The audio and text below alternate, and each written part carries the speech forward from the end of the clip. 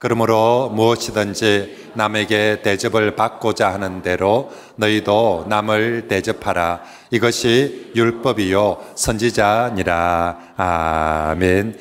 여러분과 함께 이렇게 말씀으로 또 나눌 수 있는 시간들을 허락하신 하나님께 먼저 감사를 드립니다.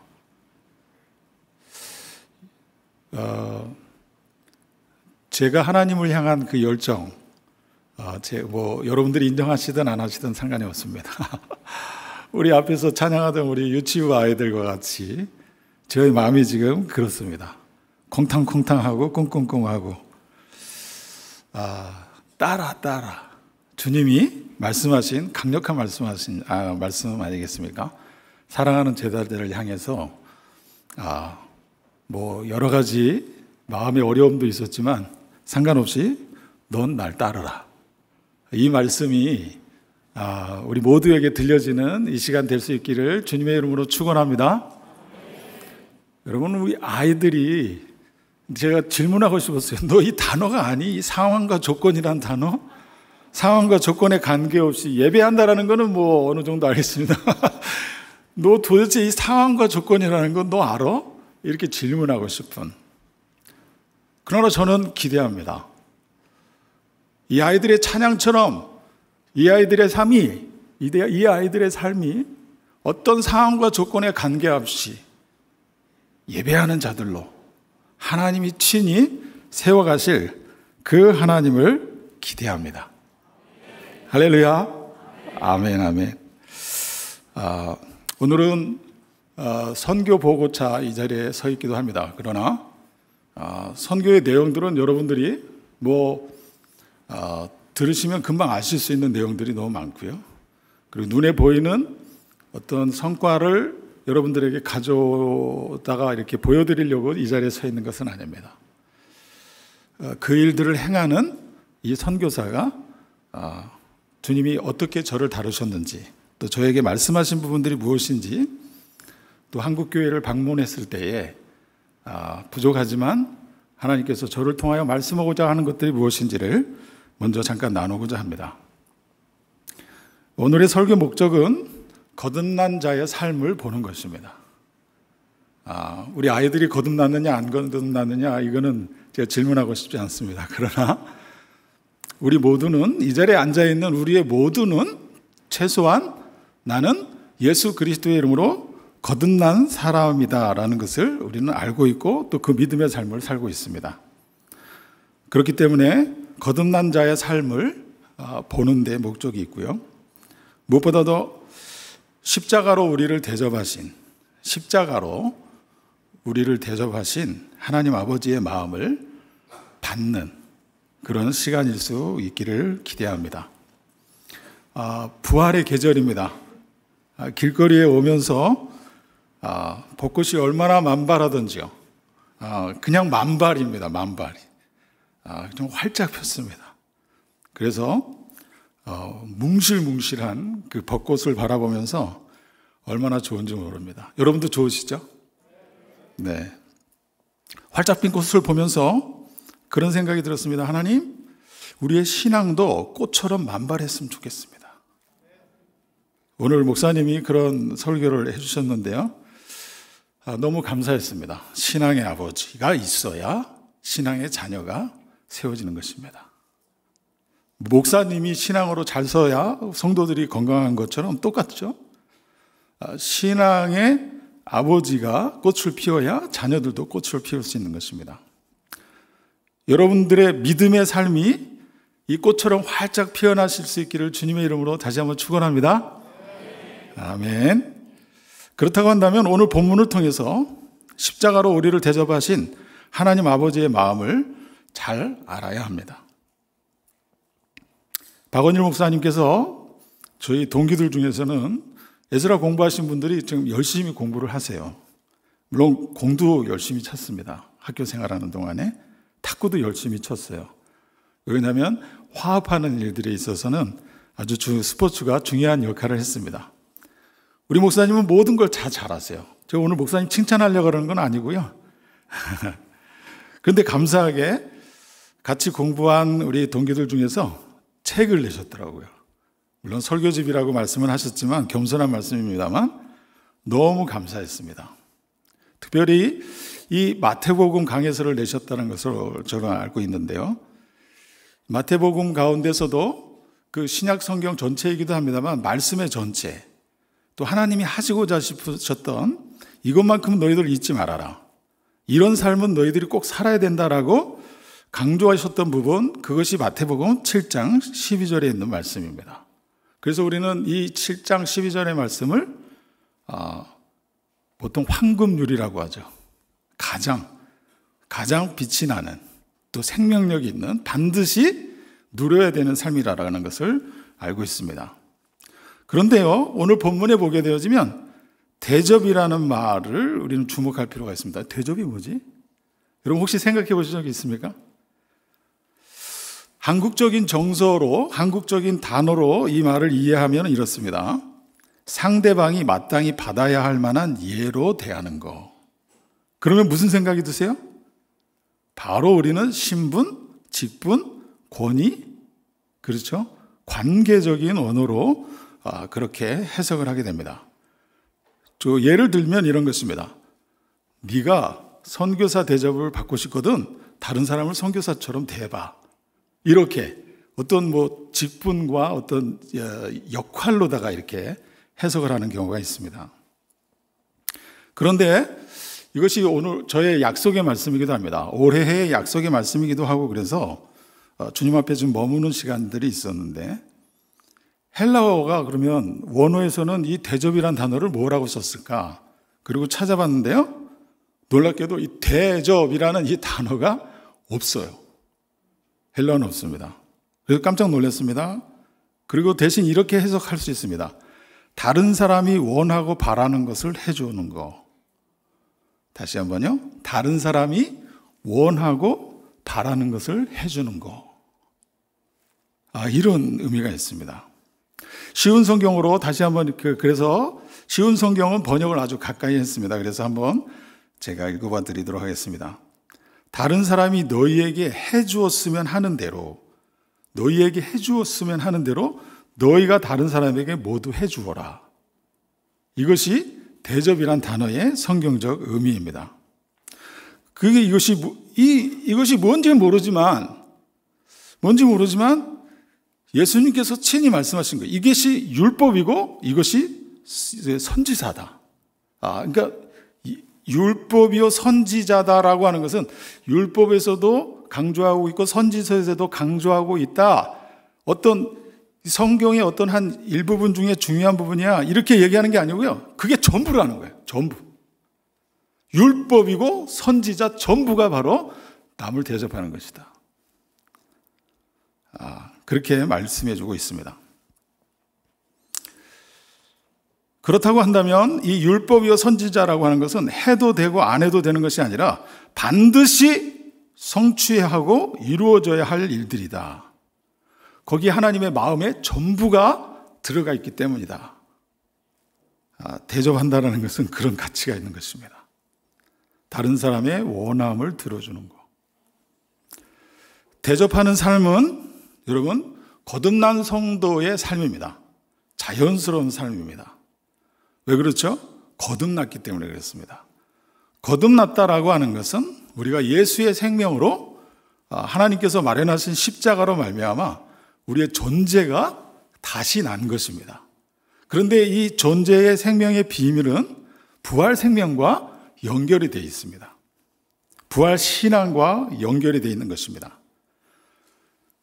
그렇기 때문에 대접하는 삶은 부활 생명을 약속으로 받은, 부활 생명을 지금 부활체가 됐다라는 것이 아닙니다. 그러면 큰일인 것이죠. 그건 이단인 것입니다. 우리는 부활체가 아닌 것이죠. 다만 부활 생명을 약속으로 받은 사람들, 이들을 성도들이라고 하고 거듭난 자들이라고 하는데, 그들이 받은 꽃과 같은 삶, 만발하여서 풍성하여 보시기에 좋았더라 하는 그 삶이 뭐냐면 바로 대접하는 것입니다. 그럼 여기서 잠시 거듭난 성도는 어떤 사람인가? 골로새서 3장 3절을 보게 되면 분명합니다. 거듭났다라는 게 뭐지? 골로새서 3장 3절에서는 이렇게 말씀하고 있습니다. 이는 너희가 죽었고 너희 생명이 그리스도와 함께 하나님 안에 감추어졌습니다. 할렐루야. 아멘. 아멘. 이는 너희가 죽었고, 즉 그리스도와 함께 죽었다라고 하는 것이 실제가 안 되면, 이것이 믿음으로 연합되어지지 않으면 우리는 거듭난 사람이 아닙니다. 여전히 자기 생명으로 살고 있기 때문에 그렇습니다. 그래서 골로새서는 이 라오디게아 교회가 있던 아주 영적으로 탁월했던 교회가 아니겠습니까? 그런데 그 교회 가운데 그들이 알고 있는 진리를 분명하게 선포합니다. 너희는 죽었고 너희 생명이 그리스도와 함께 하나님 안에 감춰져 있다. 어떤 생명입니까? 부활 생명입니다. 우리의 옛사람의 죽음, 우리의 제된 생명은 그리스도와 함께 장사되었다. 그렇기 때문에 그렇게 예수 그리스도와 함께 십자가에서 죽은 사람에게는, 즉 죽음을 통과한 성도는 그 생명이 하나님 안에 감춰져 있다. 그것이 성경에서 말해주는 진리요, 저와 여러분들의 위치요, 신분이요, 모든 것이 담겨져 있는 것입니다. 할렐루야. 부활의 생명은 우리 눈에 보이지 않아요. 보이지 않기 때문에 믿음으로 봅니다. 진리의 말씀이 선포하고 있기 때문에 부활의 생명을 어떻게 살아갈 것인지에 대한 부분들은 성경의 이 진리를 쫓아서 죽음을 통과하게 되어지면 거듭난 자의 삶 속에서 실제로 사라지게 됩니다. 주님이 우리를 다스리기 때문에 그렇습니다. 그리스도의 죽음이 실제인 것처럼 부활하신 생명을 믿음으로 연합한, 십자가를 통하여 믿음으로 연합한 성도들의 삶 가운데 부활 생명이 활동하기 시작했습니다. 육체가 부활했다는 것은 아닙니다. 믿음 안에서 우리의 마음이 바뀌어지고 우리의 심령이 바뀌어지고 우리 거듭난 이렇게 성도들의 삶 가운데서는 그 삶의 모습이 나타나게 되어 있는데, 그것이 바로 대접하는 삶이라는 것입니다. 궁금해지시죠? 대접하는 게 무엇인지? 네, 그렇습니다. 그러므로 오늘 이 황금률이라고 부르는 마태복음의 핵심 중에 핵심이요, 또 율법과 선지서에 전부가 담겨져 있는 이 짧은 메시지지만, 이 메시지는 거듭난 성도들에게 주시는 말씀입니다. 그냥 단순히 제자들, 모든 사람들, 그 믿음의 길들을 가고 있는 사람들에게 주신 말씀일 수도 있겠어요. 그러나 이 말씀은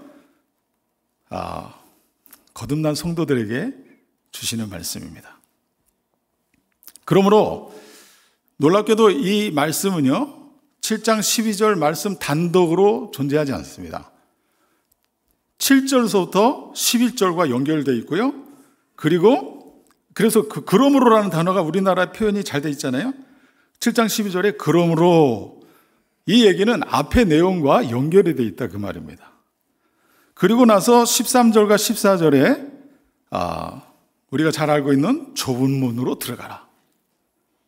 그 문은 일반적이지 않기 때문에 많은 사람들이 찾지 않는데, 그러나 그 길이 생명의 길이다 라고 예수님이 친히 말씀하셨는데요.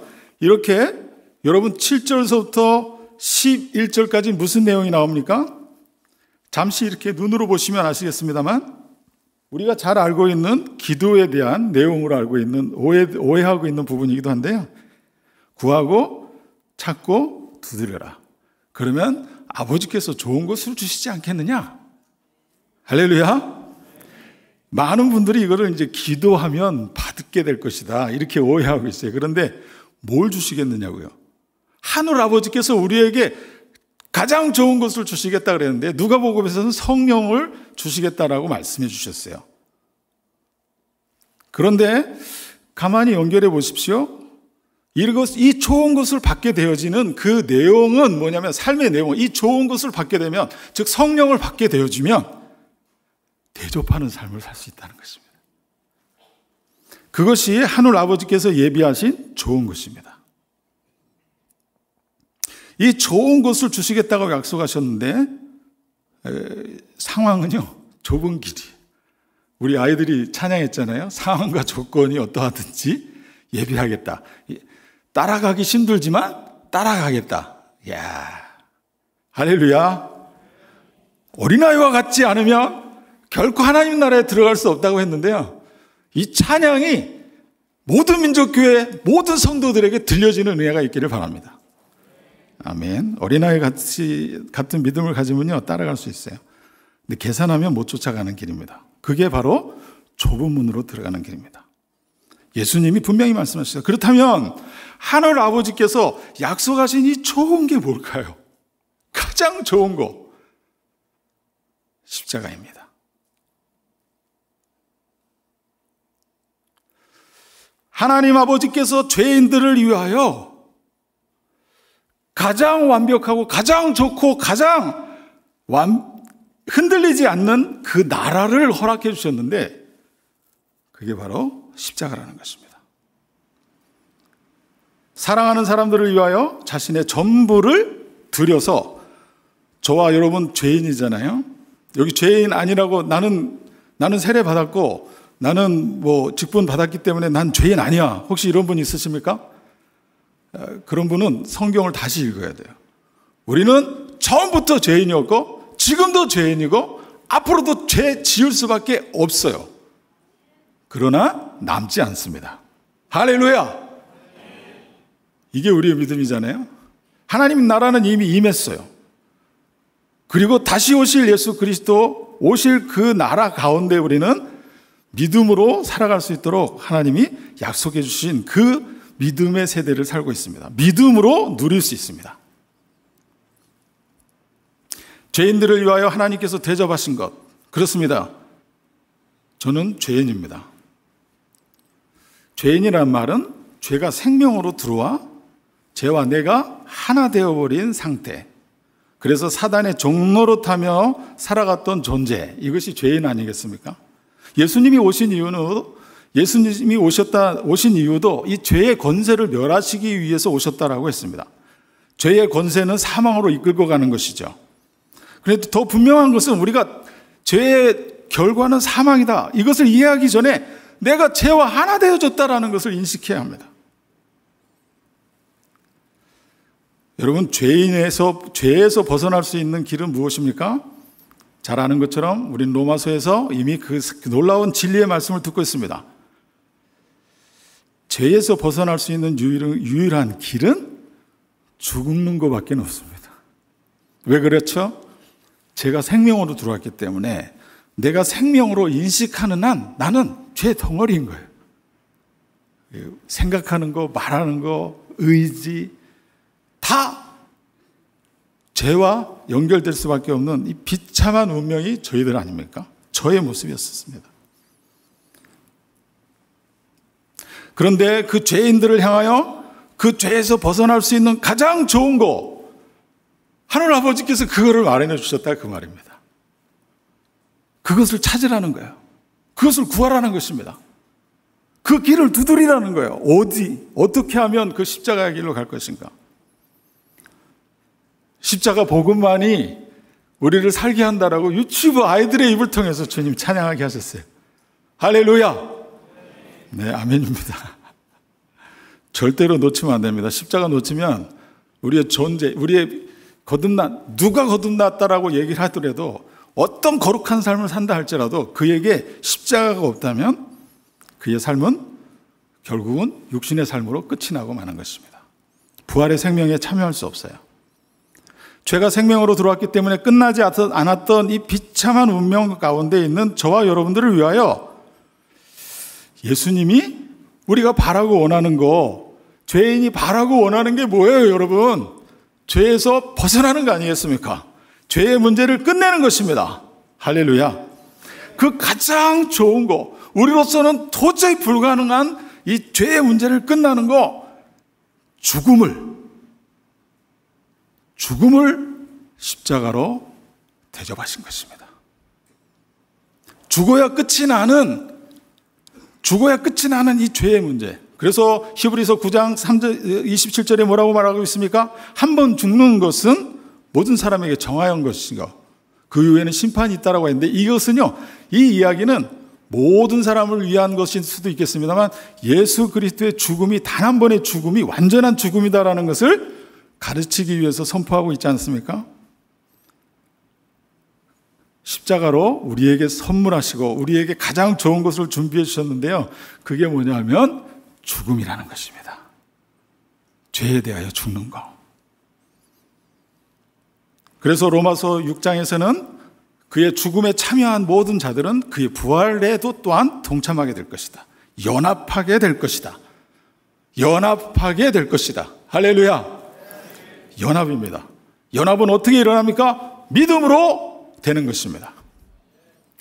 오늘 우리 유치부 아이들이 찬양한 것은요, 이게 하나님의 포석입니다. 포석. 너무너무 감사해요. 눈물이 나서 아이들을 쳐다볼 수가 없었어요. 저 세대는 믿음의 세대입니다.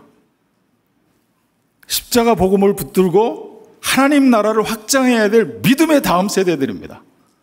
그런데 우리가 십자가가 뭔지 모르면, 십자가를 통해서 하나님이 우리에게 대접하신 이 대접의 내용이 뭔지 모르면 우리는 이들을 섬길 수 없어요. 세상의 아이들로 똑같이 키우고 말 것입니다. 그렇습니다. 예수님은 죄인을 자기 몸처럼 생각했기 때문에 불의한 사람들을 자기 형제처럼 대접하기 위해서 자기를 버리셨어요. 죽음으로 우리를 대접하신 것입니다. 로마서 5장 8절에 우리가 아직 죄인 되었을 때에 그리스도께서 우리를 위하여 어떻게 해요? 죽으심으로 하나님께서 우리에게 대한 자기의 사랑을 확증하셨다. 여러분들의 관심은 사랑에 있죠.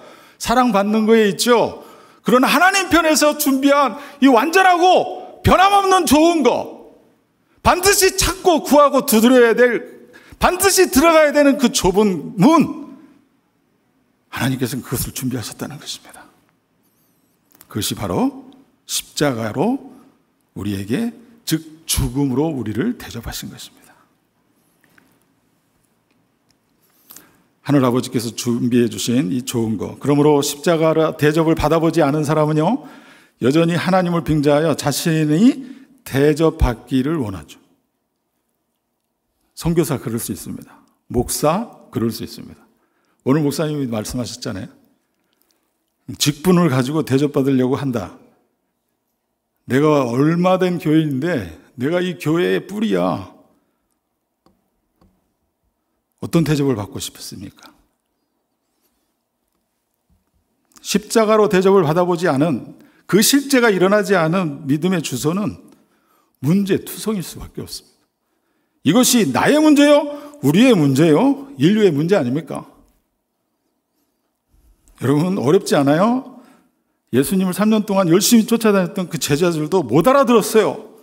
그래서 예수님께서 3번째 내가 곧 죽을 거야, 그리고 3일 만에 부활할 거거든, 이렇게 얘기할 때 찬스다. 드디어 기회가 왔다. 내가 좌편에, 내가 우편에 앉게 해주십시오. 어렵지 않습니다, 여러분. 어떤 대접을 받고 싶으세요? 예수님은 저와 여러분들의 죄를 위하여 죽음으로 우리를 대접하기로 작정하시고 그 길을 스스로 확증하기 위해서 3번이나 반복하셨는데, 그 이야기를 3번이나 들은 제자들은 끝까지 그 높은 자리에 앉고 싶어가지고, 너보단 내가 더, 예? 심지어는 하나님 감사합니다, 저 사람보다 선한 마음을 가지고 살아갈 수 있도록. 그게 감사의 제목입니까, 여러분? 아니에요. 교만이에요, 여러분. 어디다 비교를 합니까? 누구하고 비교를 해요? 죄인의 군상은 멀리 있지 않습니다. 바로 저를 보면 알 수 있고요. 멀리 있지 않습니다. 우리 가까이 있습니다. 여러분 자신을 보면 알잖아요. 이거 인정 안 하면요, 좋은 게 뭔지 누릴 수가 없습니다. 주님의 죽음을 주시는 것만큼 받을 수가 없어요. 그분이 죽으심으로, 그분의 죽음으로 우리를 대접하신 것을 기억하는 이 부활의 계절이 될 수 있기를 주님의 이름으로 축원합니다. 죽음이 지나야 꽃이 피는 거예요. 그때 우리는 나를 사랑하던 삶에서 벗어나게 됩니다. 전에는 내 거, 우리 이렇게 하고 살았는데 이제는 거듭난 자의 삶이 이 부활의 생명 안에서 발견되어지기 때문에 죽을 영혼을 향해서 나를 내어주기 시작합니다. 불쌍히 여겨지는 거야. 저 사람 저렇게 살면 지옥 갈 건데. 이 십자가의 마음이 부어진 사람은요, 아버지의 마음이 부어진 사람은요, 이 죽을 영혼을 향하여 자기 자신을 내어줄 준비가 되어져 있는 거예요. 준비되어져 있습니까? 사랑하는 청년 여러분 준비되어 있습니까? 여러분들의 젊음을 다른 사람을 위해서 쓸 준비가 되어져 있어요? 우리 권사님들 그룹인 것 같아요. 우리 권사님들, 여러분들의 나머지 삶을 다른 사람을 위해서 다 쏟아버릴 준비가 되어 있습니까? 아니면 여전히 그래도 돈만큼은 끝까지 주고 있어야 자식들한테 무시당하지 않아. 여전히 그런 생각 혹시 갖고 있습니까? 회개하셔야 됩니다. 이유 없습니다. 우리의 삶은 거듭난 삶입니다. 할렐루야! 할렐루야! 오해하지 마세요. 여러분들이 체험했다라고 해서 거듭남이 일어나는 게 아니에요. 이미 저와 여러분들이 거듭난 삶을 살아갈 수 있도록 십자가에서 죽음으로 대접을 하셨고 그 죽음을 나의 죽음으로 받아들이는 모든 심령들 안에 부활 생명으로 살아갈 수 있도록 하나님이 다 자리를 깔아놓으셨어요. 그래서 다음 세대를 향하여 쏟아붓는 것입니다. 모든 민족교회가 이 십자가로 열방을 대접하는 축복의 통로가 될 수 있기를 주님의 이름으로 축원합니다. 잊지 마십시오. 하나님 편에서 우리를 가장 위대한 대접을 하기 위하여 죽음으로 우리를 대접하셨어요. 아니, 죽음을 우리에게 선사해 주셨어요. 그러므로 나를 어떻게 하면 절제하고 이거 너무 힘쓰지 마세요. 우리는 안 돼요. 이거 우리가 선하게 막 애써보고 막 참아보고 다 끝이 있습니다. 안 됩니다. 그냥 주님의 죽음을 받아들이세요. 이런 애쓰고 힘쓰다가 지쳐버린 나를 위하여 주님이 죽으셨지. 이 죄의 문제 떨어버리려고 이 핸드폰 안 열어보려고 무진 애쓰잖아요. 이 손가락이 막 쥐가 날 정도로, 그죠? 우리 형제님들, 그죠? 한 번만 탁 누르면 막 화면 쫙 열릴 것 같은, 막 애쓰지 마세요. 그냥 죽었어요. 그 죄에 대하여 죽은 것을 취하십시오. 그러면 평강이 찾아옵니다. 아멘. 십자가로 하나님께서는 저와 여러분들을 대접하셨어요. 그 안에 죽음이 있고요.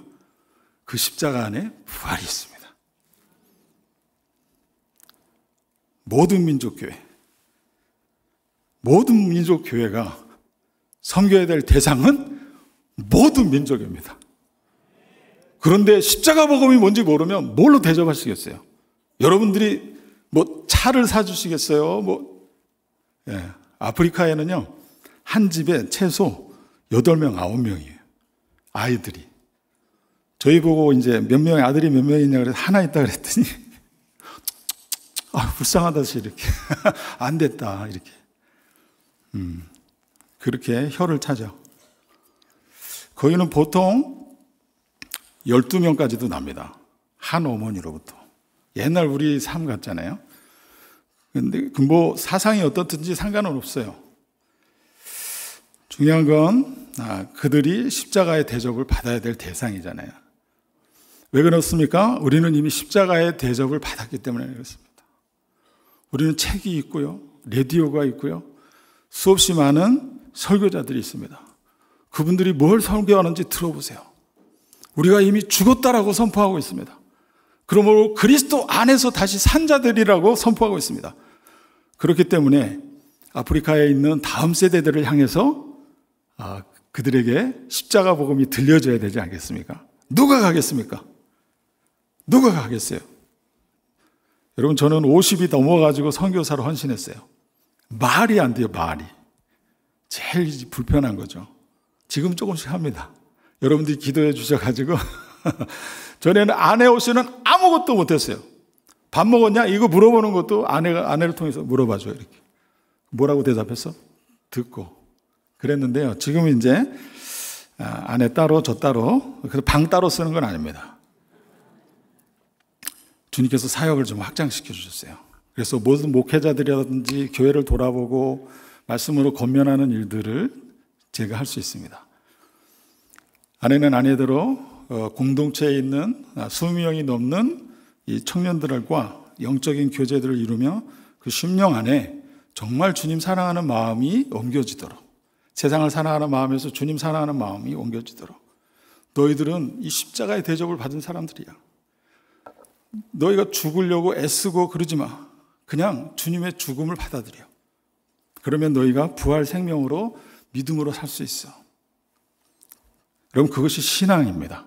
할렐루야. 신앙의 출발은 그리스도의 죽음과 연합할 때 그때서부터 시작하는 것입니다. 십자가 복음을 전하기 위해서 아프리카 갔는데요. 얼마나 소망이 없는지 들어보세요. 그곳에서 슬슬 인정받기 시작하니까요. 대접받고 싶은 마음이 지위적으로, 위치적으로, 또 실력적으로, 또 물질이 그들보다 좀 더 있으니까 자꾸 그렇게 대접받고 싶은 마음들이 스물스물 올라오는 거죠. 스물스물 올라옵니다. 그런데 그때 인지를 못하면 지고 마는 거예요. 근데 저는 인지를 못했어요. 왜 그러냐면 우리한테 한국말 해주는 사람들이 많지 않았기 때문에. 어쨌든 무시당하고 싶지 않고요. 어른 대접받고 싶고요. 외국인 대접받고 싶습니다. 그리고 내가 좀 배웠지. 에스라 성경 대학원 나는 나왔거든. 2년 동안 나는 성경만 공부한 사람이야. 여러분, 이런 이상한 거 쓱 사단이 쓱 밀어넣으면요. 별것도 아닌 거 가지고 비교하게 되고 사람 무시하고 그렇게 됩니다. 배웠으면 고개를 숙여야 되는데 그게 안 됐다 그 말입니다. 나를 알아주지 않으면 좀 무시하고요. 섭섭해하고. 심지어는 이렇게 말합니다. 여러분, 이게 선교사가 빠질 수 있는 가장 오류 중에 오류인데요. 위험한 것 중에 하나입니다. 저는 그렇게 생각합니다. 내 안에 그리스도가 있어. 나 보지 말고 내 안에 그리스도를 좀 봐봐. 결국은 누굴 보라는 거예요? 나를 보라는 거야.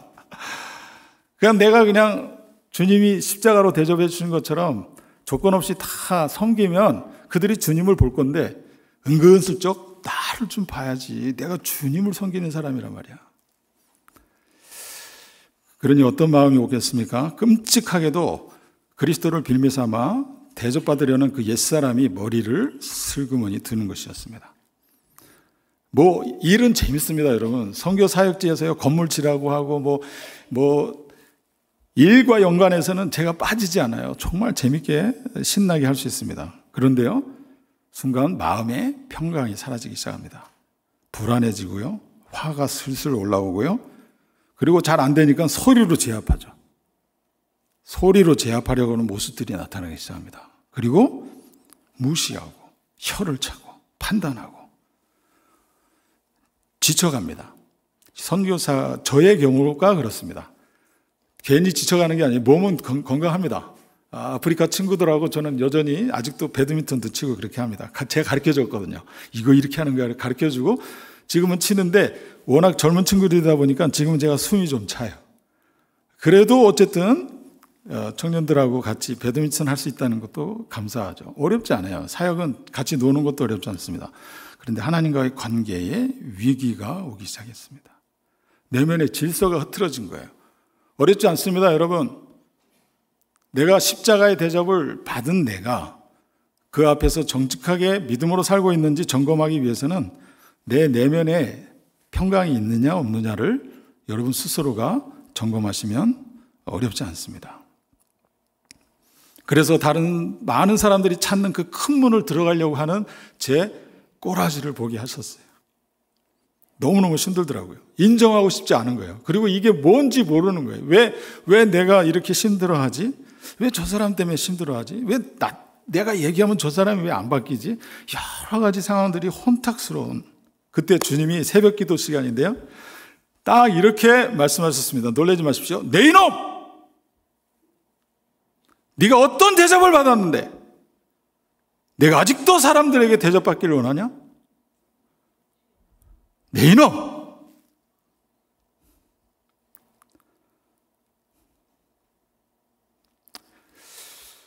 그 음성이 들려왔어요. 하나님과 원수였고 창녀와 같은 자요, 불순종의 아들들 가운데 하나와 같이 그렇게 하나님을 반역하던 제게 십자가의 죽음과 부활로 저를 대접해 주셨던 것을 잊어버린 거죠. 그 농도를 잊어버린 것입니다. 그분의 책망은 어렵지 않았어요. 내 이놈. 여러분, 하나님이 큰 소리로 내 이놈 하고 꽝 때릴 때는 감사하세요. 근데 조용히 내 이놈, 조용히 야단치실 때는 굉장히 위험하지 않습니까? 아이들도 찬양할 때 막 그게 찬양하다 갑자기 쫙 들어오니까 아이들 보셨죠? 스스로 긴장하잖아요. 소리가 작아지면 이상하게 스스로 긴장해요. 그죠?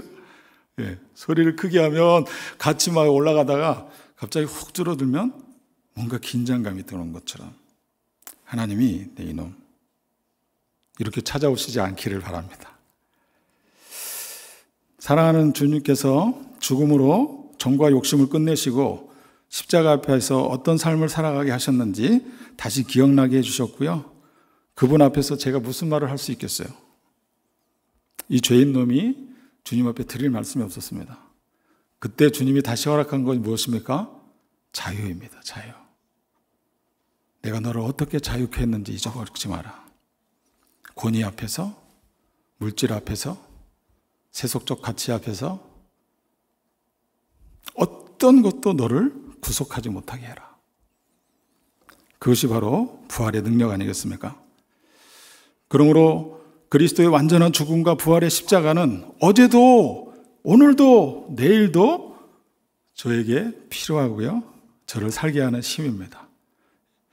하나님께서는 선교하라고 보내신 건 사실인 것 같아요. 그런데 계속해서 사역은 사역대로 하게 하시고요, 하나님은 계속 저를 다루십니다. 저의 심령 깊은 곳에 찾아오셔서 네가 가르치는 이게 실제냐?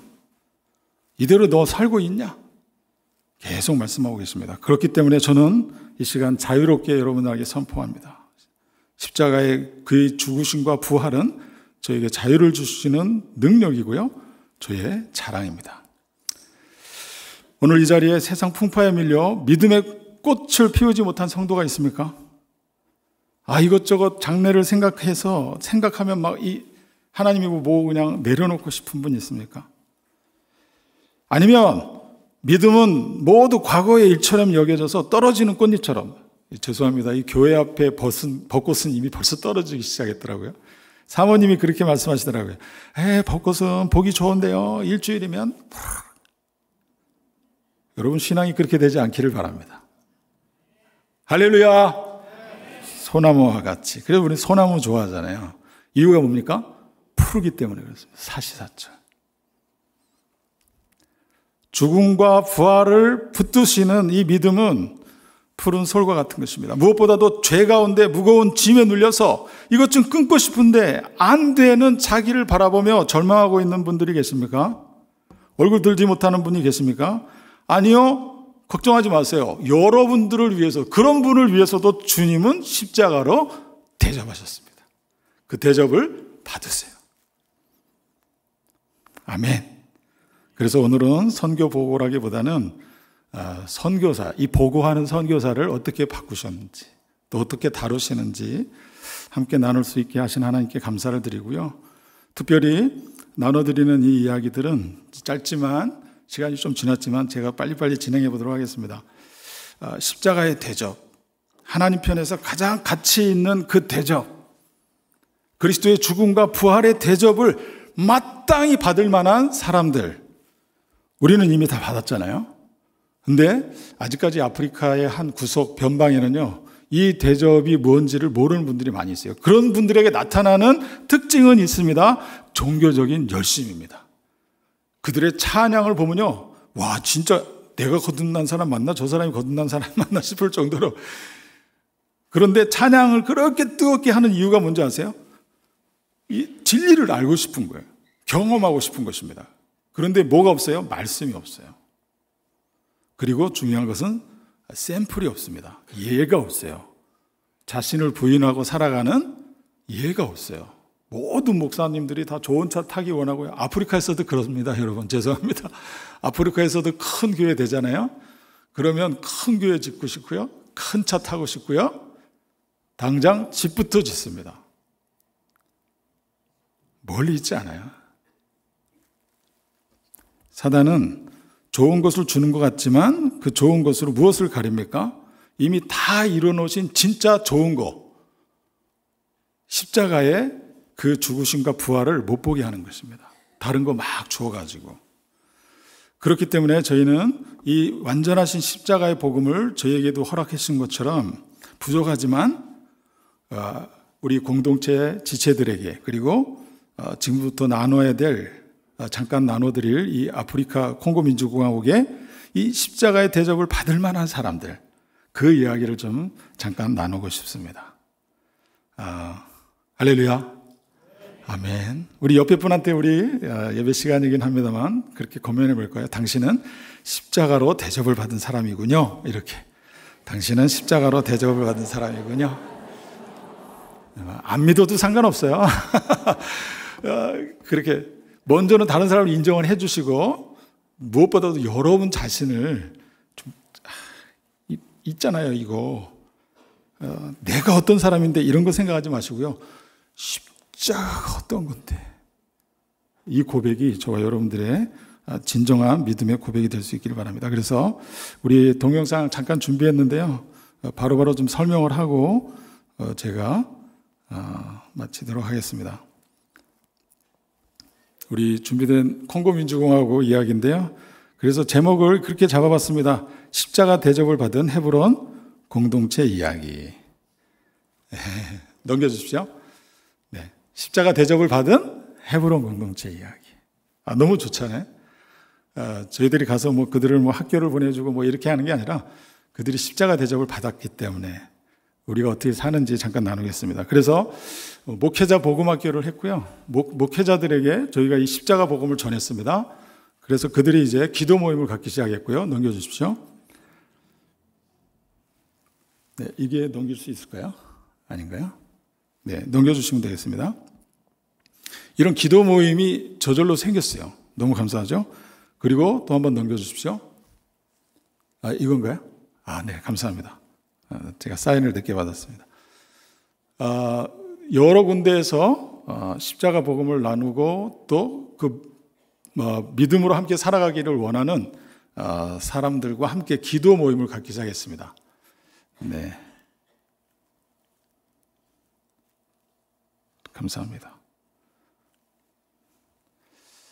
네, 그래서 이렇게 배를 타고 저희들이 멀리까지 가서 기도 모임을 갖기도 했고요. 그리고 공동체에게 이렇게 구제연금을 보내주시는 것들은 저희가 이제 조금 더 보태서 지내다 보면요, 안 보탤 수가 없어요. 집이라는 게 그렇잖아요. 한번 짓다가 좀 부족하면은 좀 더 해줘야지. 이래서 이제 이렇게 과부 가정집 지어주기 운동도 하고 있고, 그리고 청소년 복음, 그 청소년들한테 이 십자가 복음을 전하기 위해서 여러 지역을 다니면서 복음을 전하고 있습니다. 이건 섬에 있는 청년들의 모습이고요. 이것뿐만 아니라, 네, 그 전에 잠깐만 머물러 주실까요? 이게 조작이 안 돼서 죄송합니다. 이렇게 많은 사람들이 복음을 듣고 싶어 해요. 알고 싶어 합니다, 여러분. 왜 그러냐면 그 현장에서는 일단 성경이 별로 손에 별로 없고요. 그리고 목사님들이 주로 설교를 하시더라도 이렇게 우리 박 목사님처럼 이렇게 연구하고 묵상하고 이런 설교가 아니라 막 이렇게 소리치는 거 있잖아요. 그다음에 뭐 개인이 깨달은 거 막 이런 것들을 주로 전하시기 때문에 이 양육 받기를 원하는 청년들이 굉장히 많습니다. 이들뿐만 아니라 여러 교회에서 목회자 기도 모임에 연결되어 있는 분들, 교회의 청년들을 저희가 센터로 불러들여 가지고요, 일주일 동안 같이 밥 먹이고 재워주고 그러면서 말씀도 그냥 같이 먹을 수 있는 그런 프로그램을 4교회, 5교회 섬길 수 있는 시간이 있었습니다. 네, 넘겨주십시오. 이 첫 번째 청년 선교사 양성이라고 했는데 저희는 주로 이렇게 도움을 받는 나라에 해당이 됩니다. 그래서 선교사 그러면 무슨 뭐 엄청난 돈을 갖고 오고 뭐 학교 짓고 병원 짓고 그런 줄 아는데, 저희는 말씀의 증인이 선교사다. 이렇게 말씀으로 양육하고 그들을 4년 동안 양육을 한 이후에 선교사로 임명을 했습니다. 5명이 세워졌고요. 그 중에 4명이 종신 선교사로 자신의 삶을 계산하지 아니하고 하나님 앞에 헌신했습니다. 그런데 놀랍게도 저희가 그냥 세운 거잖아요. 뭐 어떤 교회하고 연결도 안 되는데, 근데 교회에서, 저희가 출석하고 있는 교회에서 이거는 너무 귀한 일이다, 우리가 이들을 임명하겠다. 그래가지고요, 교회에 직분이 하나 생겼어. 선교사. 이렇게. 그래갖고 어떻게 하겠습니까? 하나님이 너무나 자연스럽게 이들을 주일학교 보러 보내는 거예요. 교회, 이게 큰 모교회에 소속되어 있는 작은 교회에 너 선교사지, 가서 말씀을 가르치고 그들하고 잘 놀아줘. 그래서 자신들이 배운 것만큼 또 가끔 이렇게 사탕도 사가지고, 저희들이 이제 그런 것들은 얼마든지 지원할 수 있잖아요.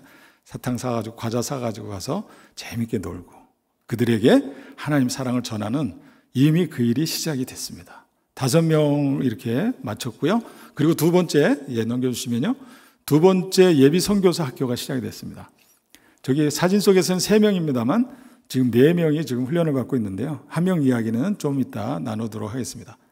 여러분, 저들이 지금 열심히 영어를 하고 있습니다. 이유는 한 가지입니다. 복음을 전하기 위해서.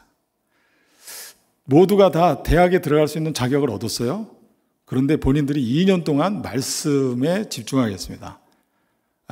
그렇게 헌신을 하고 2년 동안 그냥 같이 먹고 자면서 오직 성경 보고, 또 영어를 배우면 또 영어로 다 성경을 읽지 않겠어요? 계속해서 성경에 노출되어지는, 말씀에 노출되어지는 삶을 선택한 귀한 지체들입니다. 넘겨주십시오. 그리고 한국에서 또 이렇게 좋은 기술을 가지신 분이 잠시 오셔가지고요, 목공하는 걸 가르쳐 주셨어요. 저는 이렇게 보면 모든 걸 다 할 수 있을 것처럼 보이잖아요. 근데 말로만 하지 별로 이렇게 손재주가 없더라고요. 제가요, 정교하지 않더라고요. 그래서 뭘 가르쳐 주지 못했는데, 한국에서 어떤 분이 오셔가지고, 어떤 한 집사님이 오셔가지고 가지고 계신 기술을 다 전수해 주고 가셨어요. 짧은 시간 동안에 목공을 가르쳐 줬고요. 그 다음에요, 넘겨주십시오. 전기 연결하는 것도 가르쳐 주셨어요. 남녀노소 할 것 없이 너희들이 선교사로 살아가기 위해서 어떨 때 무슨 일이 벌어질지 모르니까 배워라. 그래서 열심히 배웠고요. 넘겨주십시오. 이 중요한 겁니다. 용접입니다. 용접하는 것을 아주 잘 가르쳐 주셨어요. 그 아이들이 열심히 배웠습니다. 무슨 일이 벌어졌는지 제가 좀 이따 보여드리도록 하겠습니다. 이것은요, 현지 아이들도 배우기가 어려운 기술입니다. 이걸 배우려면 시간이 필요하고, 또 함부로 이렇게 일을 안 주잖아요. 그리고 재료가 비싸기 때문에 자기가 혼자 일을 할 수 없습니다. 그런데 저 선생님을 통해서 저희가 잘 배웠어요. 그래서 저희는 콩고라는 지역에 들어가서 이게 돈 쓰는 게 이렇게 아직 이 씀씀이가 좀 약해가지고 뭘 사지를 못했어요. 필요한데도 뭘 사지를 못했어요. 근데 저분은 그렇게 얘기하시더라고요. 일은 기계가 하는 겁니다. 그리고 설득을 제가 당했죠. 설득을 당해가지고 저분이 막 사는 거예요. 막 250불, 300불. 깜짝깜짝 놀라는데 그거 어떻게 사겠다는데. 그래가지고 이제 샀는데 너무너무 좋은 거예요. 왜냐면 저 친구들이 나중에 정말 저희가 일을 해서 생활비도 보충할 수 있을 만큼 좋은 기술을 배웠습니다. 넘겨주십시오. 전도 활동은 빼놓지 않습니다. 그래서 매주 토요일마다 저희들이 나가고요. 한국 교회는 전도하는 거 어렵잖아요. 경찰이 이렇게 오고 신고당하고 그러는데, 저희는 이렇게 아무 데서나 메시지 전하면 가든 사람도 서서 말씀을 듣습니다. 그리고 막 카메라로 찍어요. 여기는 우리나라는 인터넷이 잘 돼가지고 막 이렇게 인터넷으로 다 이렇게 합니다만, 거기는 인터넷이 이제 많지 않고 인터넷을 쓰려고 해도 돈을 내야 되니까 카메라를 막 찍어갖고 자기네끼리 막 돌려. 그래가지고 제 얼굴이 좀 이렇게 알려졌고요. 그리고 아내도 시장 갈 때 가다가 이제 오토바이를 타잖아요. 그럼 어디 가자고 얘기 안 해도 그냥 데려다 줘요. 저희 센터 앞에. 이건 한편으로는 좋은 장점이 있는 것 같습니다. 그리고 주변에 있는 사람들도 저희가 이제 말씀을 가르치고 기도하는 사람이라는 것을 알기 때문에 또 공동체 선교사로 교육받은 청년 중에서 대학을 들어갔거든요. 근데 대학 교수가 면접하는데 선교사님 오셨네? 이렇게 그들이 먼저 알아보고 인사를 하는. 그래서 어떻게 보셨습니까? 그랬더니 너 길거리에서 그 전도했잖아. 그런 관계. 그 고맛이라는 시가 생각보다 그렇게 크지 않더라고요. 이렇게 해서 계속해서 전도 활동은 저희들이 끊임없이 하고 있고요. 넘겨주세요. 그리고 아이들한테 이제 그룹별로 나눠서 같은 본문을 연구하게 하고 묵상한 다음에 창작극을 할 수 있도록 저희들이 이제 이런 활동을 좀 합니다. 매주 하는 건 아닙니다만. 그런데 놀라운 거는요, 같은 본문인데 극이 다 달라. 할렐루야. 여러분, 성경도 그렇지 않습니까? 때로는 같은 본문인데 묵상하는 게 다 다르잖아요. 그래서 같은 본문을 줘도 연극이 다 다르게 나오더라고요. 그럼 저희는 이제 그런 걸 막 칭찬을 하죠. 이야, 어떻게 그런 걸 묵상을 했냐 이러면서. 어쨌든 이런 활동을 하게 되고요. 그리고 넘겨주십시오. 저거 배구를 가르쳐줬습니다. 저들은 배구라는 걸 몰라요. 그리고 저 중가운데 쳐져 있는 네트는 배구 네트가 아니라 배드민턴 네트를 어디서 제가 하나 구해가지고 놨잖아요. 그런데 저렇게 배구도 가르쳐주고 그렇게 했습니다. 규칙에 익숙하지 않아요. 우리 저 친구들은 그냥 뭔가를 해보면 규칙이고 뭐고 없습니다. 일단 이기고 봐야 되는 거예요. 생존 의식이 아주 강한. 그래서 일부러 규칙을 가르치죠. 그것이 또 하나의 하나님 질서를 따라가는 길인 것을 알기에 운동을 하면서도 질서대로 또 규칙대로 하는 것을 가르쳐주고 있습니다. 여러분들도 다 할 수 있는 일이에요. 제가 특별히 능력이 있어서 저렇게 가르쳐준 게 아니고요. 다만 안 하던 거를 이렇게 가르쳐주는 이런 일들은 저희들이 할 수 있습니다. 네, 넘겨주십시오. 구제 활동하는데 우리 지체들이 가서 함께 했고요. 네, 넘겨주시면 되겠습니다. 저 할머니 같은 경우도 저희들이 이제 밀가루 25kg짜리를 저희들이 이렇게 구제비가 도착을 하면 저희들이 사서 이렇게 전달을 하는데요. 할머니들한테 이제 25kg를 이제 청년이잖아요. 청년이 우리 선교사들이 들어가지고 이거 들어갈 수 있겠어요? 그러면 그럼요. 그리고 딱 있는데 25kg가요. 이게 그냥 뒤로 넘어지시더라고요. 뭐 걷지를 못하세요. 휘청휘청. 여러분들은 한번 해보세요. 25kg짜리 들고 걸으실 수 있는지. 그래서 우리 선교사들이 이제 손과 발이 돼서 집에까지 갖다 주기도 하고 이런 섬김을 구체적으로 섬길 수 있는 일을 감당하고 있습니다. 넘겨주십시오. 네, 넘겨주시면 되겠습니다. 그리고 나옴이란 친구 이야기를 하고 싶은데요. 앞에 검은 옷 입은 자매입니다.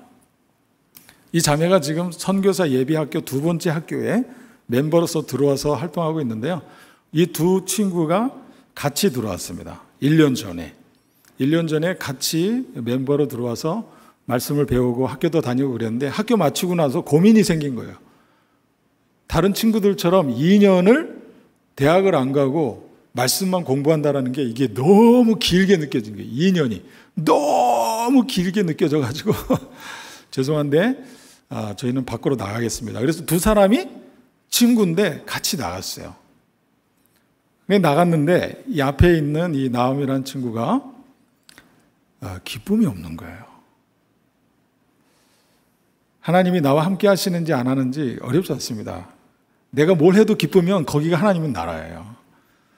그런데 이 친구가 대학을 들어가고 열심히 공부하고 그러면은 뭐 직장 생활도 보장이 받고 그러는데 기쁨이 없다라는 것을 발견했습니다. 그럼 내가 언제 기뻤지? 뒤돌아보니까 공동체 가운데서 함께 생활하고 저희 아침 5시에 일어나거든요. 묵상하기 위해서. 왜냐면 학교도 가야 되니까. 막 졸려가지고 그리고 뭐 일주일에 2번씩 저녁마다 예배드리지. 만만치 않은 공동체 생활인데 거기에 기쁨이 있다라는 것을 발견을 하고 이 아이가 나갔던 우리 이 나오미가 다시 들어옵니다. 놀라운 위로의 메시지예요. 한 사람의 헌신이 공동체 분위기 전부를 바꿔놓더라고요. 저희들도 나름대로 2명이 나가고 그러니까 마음이 좀 이렇게 다운되고 그랬는데 기도하게 하시고 주님이 저희 마음을 바꿔놓으신 다음에는 저 지체들을 다시 보내주시더라고요.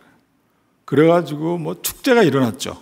그냥 보면 좋은 거예요. 저 아이가 뭐 마음이 어떻든지 상관없어. 보면 좋은 거예요. 저 아이 보면은 주님이 살아계시구나. 아, 주님 섬기는 게 이렇게 기쁜 거구나. 이렇게 막 시너지 효과가 일어납니다. 네, 넘겨주십시오. 이 아이입니다. 네. 일부러 제가 사진을 3개나 넣었어요. 이름을 꼭 기억해 주세요. 나오미. 네. 네, 이쪽 앞에 있는 자매죠. 네, 가운데 있는 친구도 이제 선교사를 헌신하고 살아가는 친구입니다. 네, 넘겨주십시오. 그리고 지금 보여드리는 것은 내전으로 인해서 난민들이 저희 고마시 주변에 자그마치 10만이라는 사람들이 난민이 발생했습니다.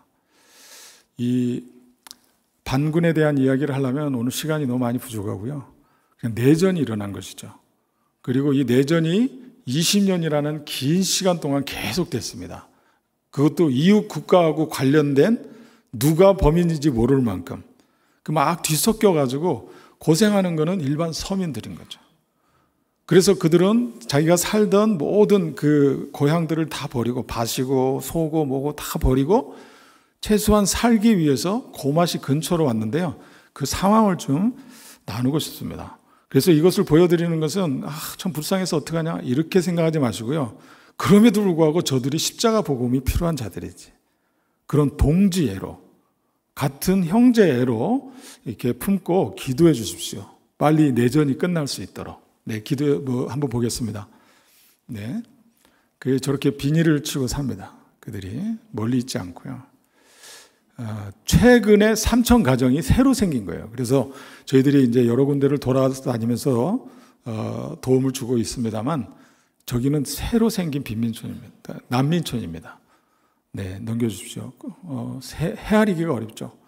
이 아이도 이제 자기가 살 집을 저렇게 나무를 자기가 엮어가지고 그 비닐을 어디서 생기면 이렇게 얹어가지고 살아야 됩니다. 아이들이죠. 2 가정이 이렇게 함께 모여있는 모습이고요. 그리고 급해가지고 그 비닐도 구하기 어려우니까 저렇게 그냥 나뭇잎으로 일단 몸만 피하자, 비만 피하자, 그리고 사는 사람들이 있습니다. 너무 감사한 것은 다음 세대를 위해서 저런 난민촌에서 가르치는 선생님이 있더라고요. 먹지도 못하는 이런 상황 가운데서 그 수학 문제를 풀고 있는데 수학 문제를 이렇게 가르치고 있는 선생님을 봤어요. 그래서 저 모습을 보면서 제가 마음이 많이 아팠습니다. 그래요, 하나님. 왜 그러냐면요. 난민들 때문에 학교 수업이 진행이 안 됩니다. 주변에 학교가 있거든요. 보여드리도록 하겠습니다. 넘겨주십시오. 그리고 NGO 단체 같은 데서 이 화장실을 급하게 져주는 모습입니다. 이 화장실 문제가 해결이 안 되면 질병이 확 퍼져버리거든요. 그래서 지금 뭐 NGO 단체에서 국경 없는 의사에서도 들어와 있고 뭐 여러 NGO 단체가 지금 난민촌에 협력해서 지금 섬기고 있습니다. 네, 넘겨주세요. 보세요. 저기가 학교인데 학교 집기가 다 밖으로 나와 있잖아요. 이유는 한 가지예요. 일단 살아야 되니까. 그래서 교실에 있는 집기들을 다 내놓고 그러면 어떻게 공부를 할 수 있겠어요. 그래서 지금 이 사회적 문제로 크게 지금 이 이슈가 되고 있습니다. 왜 그러냐면 이들이 공부를 못하게 되면 대학교 들어갈 수 있는 자격도 못 얻는 거예요. 그래서 이것 때문에 지금 골머리를 앓고 있는데 해결이 안 됩니다. 왜 그러냐면 밤마다 이 총소리가 나니까. 밤마다 이 도적대들이 내려오고 그 다음에 이 반군들이 사람을 이 참수를 합니다. 참수. 목을 이렇게 칼로 따는 이런 걸 또 자기네가 찍어서 위협하느라고 돌리기도 하고 그러다 보니까 사람들은 계속 이제 이 공포에 쌓여가지고 이렇게 점점점 시내 쪽으로 오지만 시내 쪽에서는 또 그들도 못 들어오게 하느라고 오도 가도 못하는 사람들이 난민이에요. 너무 많습니다. 저희들이 뭐 공동체 생활을 돌아보느라고 자주 못 돌아봤는데 이번에 하나님이 좀 저의 마음을 막 밀어놓으셔가지고 가봤는데 이 현지 우리 선교사하고 같이 갔거든요. 자기 나라 민족이잖아요. 자기 나라 민족과 민족이 싸워서 이런 난민이 생긴 것에 대해서 이 친구가 아무 말을 못하는 거예요. 돌아오는 길에 차에서 눈물밖에 안 흘리더라고요. 저도 마찬가지입니다. 아무것도 할 수 없습니다. 그런데 이것을 여러분들에게 알려드리는 것은 같이 기도해 주십시오. 내전이 빨리 끝날 수 있도록. 네, 넘겨주십시오. 저 교회는요, 제가 가서 설교했던 교회거든요. 그런데 그 교회 안에 난민들이 훅 다 들어와 버린 거죠. 그래서 예배를 드릴 수가 없어요. 여러분들이 이렇게 좋은 장소에서 정말 예배에 마음껏 그냥 목이 터져라 찬양하셔야 됩니다. 부끄러워하지 마세요. 예배하는 것 자체가 얼마나 큰 특권인지 모릅니다. 할 수 없는 분들이 너무 많아요.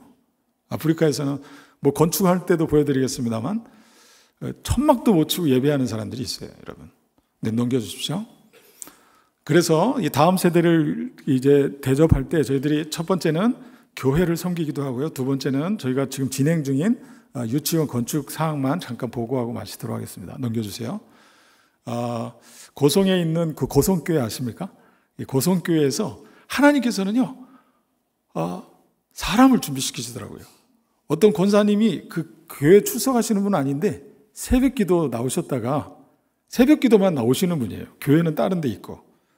그런데 이제 저희 집사람이 이제 기회가 닿아서 선교 보고를 하는 시간이 있었는데 어떤 고성교회 권사님이 감동을 받으시고 그걸 이웃에게 나눈 거죠. 새벽 기도 나오는 그 권사님한테. 그런데 놀랍게도 이 권사님이요, 그 전서부터 교회를 짓고 싶은 마음이 있었던 거예요. 근데 찾지 못하다가 이땐가 보다 그리고 헌금을 보내주셨어요. 그러니까 이제 고성교회에서도 그냥 있을 수 없잖아요. 그래가지고 모자라는 걸 막 보태가지고 보내주셔가지고 짧은 기간 동안에 예쁜 성전이 지어졌습니다. 그런데 저 성전이 짓고 나니까 어디 있는 줄 아세요? 난민촌 바로 옆에 있는 거예요. 할렐루야. 그들이 예배할 곳이 필요했던 거예요. 그래서 하나님은 한편에서는 사람을 준비시키시고 저희는 이제 다리 역할만 하는 거죠. 너무 재밌습니다, 여러분. 선교사는요, 현장에 가시면요, 이 하나님이 살아 역사하시는 것을 교회를 통해서 교회를 섬기고 가진 자를 통해서 가난한 자를 섬기는 이 일들을 저희는 현장에서 보게 되는 것이죠. 그 교회가 어떤 교회였는지 한번 보여드릴게요. 넘겨주세요. 저런 게 교회였었습니다. 저렇게 교회 자리에 울타리만 치고 예배를 했어요.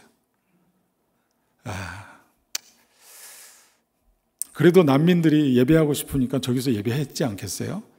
그런데 주님께서는 저분의 그 목사님의 기도를 오른쪽에 배 이렇게 나오신 분, 그 검은 계통의 양복을 입으신 분이 이름이 베드로 목사님이신데 저분의 기도를 들으신 것 같아요. 저분이 그렇게 말했어요. 모교회 목사님한테 만약에 이거 없애면 저도 같이 죽을 겁니다. 이렇게 교회하고 하나 된 그 담임 목회자의 마음을 주님께서 보신 것 같아요. 인원은 20명밖에 없었습니다. 저희가 처음 갔을 때 한 25명 이렇게밖에 안 됐었는데, 그런데 밖에서 예배를 드리는 거죠. 그런데 이 한 권사님의 헌신과 또 교회의 섬김을 통해서 아까 같은 그런 예쁜 성전이 지어졌고요. 넘겨주십시오. 그래서 이렇게 속전속결로 진행이 됐습니다. 하나님의 마음이 막 부어지니까요, 저희도 저희가 할 수 있는 일은 방법 없어요. 계속해. 그래서 교회가 함께 섬겨주셔서 이렇게 교회가 이쁘게 적어드는데요. 좀 지루하시죠? 그래서 영상을 하나 준비했는데 한번 보실까요? 지금 예배 드리는 모습입니다. 네, 오디오랑 같이 틀어주시면 좋겠습니다. 다음 영상이요. 네. 네, 오디오가 안 나오네요.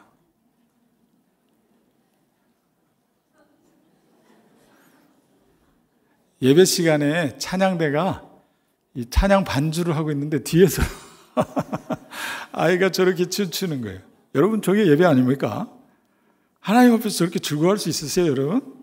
너무 진지하게 신앙생활 하지 마세요. 그냥 좋으면 좋다라고 말하고 하나님 앞에서 이렇게 댄스도 추고 춤도 추고 이렇게 춤도 추고. 할렐루야. 네, 음악은 나중에 영상 두고 갈 테니까요, 목사님한테 한번 더 보여달라고 하십시오. 네, 넘겨주십시오. 그리고 저희가 보세요, 여러분. 저희가 하는 게 아닙니다. 선교는 연합하여 함께하게 하시더라고요. 저희가 무슨 자원이 있어서 하겠어요. 그리고 저희 이런 계획이 있습니다. 교회여 일어나십시오. 교회여 헌금하십시오. 한 번도 한 적이 없어요. 그런데요, 때가 되니까 하나님이 준비된 교회, 준비된 사람들을 통해서 헌금을 보내셔가지고 그 일들을 하게 하시는데요. 저기는 거의 그 자동차 그 매립장 같은 데잖아요. 폐차장 같은 곳인데 저희 센터 앞에 있는 자동차 수리 장소입니다. 그런데 거기를요, 하나님이 어떻게 바꾸셨는지 보세요. 경기도에 있는 한 교회를 통해서 70주년이 됐는데 뭔가를 해야 되겠거든요. 70주년이 돼가지고. 그런데 다음 세대를 위해서, 할렐루야. 우리 목사님이 저한테 너무 오늘 주시는 메시지가 큰 것 같아요.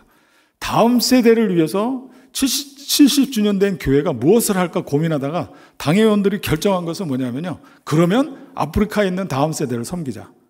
그리고 굉장히 큰 헌금을 보내주셨어요.